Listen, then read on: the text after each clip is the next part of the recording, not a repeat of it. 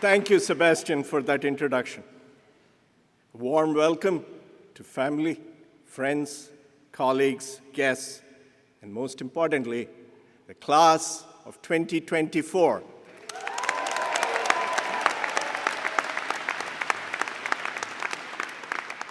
Graduation from Tufts is a milestone, not just for our students, but for all those who are close to them within their families and communities and in their classrooms and labs. Therefore, before we make this all about the class of 2024, let me take a moment to recognize those who have made this day possible for them. Parents, grandparents, siblings, partners, children, friends, teachers, faculty, deans, coaches, advisors, and staff. Graduates, please stand and share your appreciation for these individuals who have contributed to your success over these many years.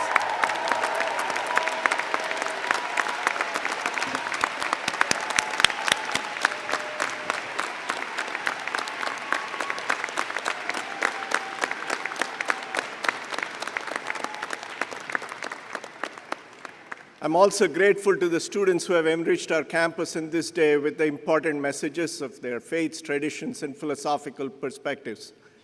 Thanks to the string quartet and the jazz ensemble for sharing your talents with us today.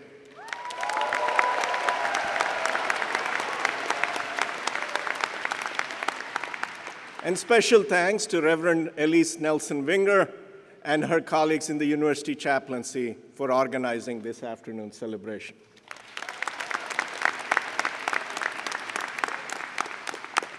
Finally, thank you, Sophia. What more can I say than we are very proud of you.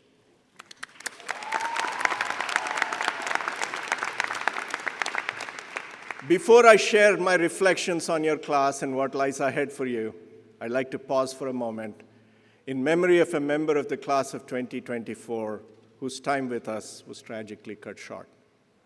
Although they are no longer with us, they left an enduring legacy in the hearts and minds of their friends and family, classmates and faculty, and everyone whose lives they touched.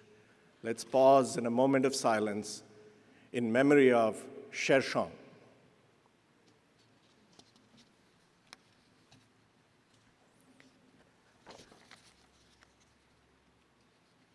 Thank you. This has been one of the most illuminating years of my life. I learned a lot about a community that I was new to, and I learned a lot about myself in this process. Further, we are at a consequential moment in history where educational institutions are being tested on their commitment to their mission and values. Today's ceremony is the first time that I've had the honor for addressing a graduating class as Tufts president. That said, I've made speeches like this before.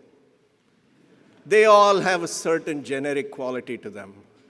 The components are standard: praise, advice, gentle humor. Given all this, I feel that I need to do less of the generic and simply concentrate on two things that are very specific to your class: COVID and reflections on a Tufts luminary that hopefully will help you navigate your road ahead. They are both weighty and potentially depressing topics, so I will request your forbearance in putting up with something less than humor. For the past 4 years, your class has been an exemplar of resilience. Together, you have navigated the uncertain path that COVID-19 laid before you. For no fault of your own, the end of your time in high school and the start of your college careers was disrupted through a once-in-a-century event. When you arrived at Tufts, a lot was asked of you. As you saw from the videos, regular testing, mask wearing, small social circles. But you did not let these limitations stop you. Through sheer will, determination, and resourcefulness, you have accomplished great things. You have made something that was profoundly challenging into something truly positive. I hope that when you need inspiration and encouragement at a particularly difficult time in the future, You will remember all of the people who gave you a shoulder to lean on and who provided you with the motivation to keep going while rooting for your success. This was a valuable lesson for me. Being part of a jumbo herd really helps. We're not in it alone, and we should always remember this. We should do our part for the herd and not hesitate to ask for its help when needed, even when we disagree with the herd. That said, you will often have to act and act alone. Here I would like to turn to the writings of one of our luminaries. Daniel Dennett was a giant on the Tufts faculty. He passed away a few weeks ago. He was a philosopher who studied, among other things, free will and determinism. I have admired his writings greatly, and they have helped shape my thinking. The past few years have reinforced a key concept for me. We do not fully control the outcomes of our actions. Two people can act identically, only to have very different results. This lack of complete control raises many thorny issues. How should we act? How should we judge others' actions? Dennett tells us to rely on intent. What were they trying to accomplish? I try hard to discern intent when I speak with someone whose actions I disagree with. I find it illuminating. I also try to discern whether they appreciate the potential consequences of their actions on others in unintended ways. Furthermore, appreciating incomplete control has led me to appreciate old-fashioned words and concepts like honor, duty, sacrifice, compassion, and empathy. We must act even when the outcome is uncertain, and our actions must be guided by our principles and values. We will be second-guessed when the outcome isn't what we or others wanted, but that's neither here nor there. This brings me to another life lesson that was reinforced for me in the past year. We cannot develop values and principles on the fly. We need to develop and hone them all the time. Our education helps a great deal as we arrive at our values and principles, as does continued learning, informed debate, and of course, experience. The good news is that as jumbos, helped by your Tufts education, you're already on your way to being compassionate and ethically strong leaders.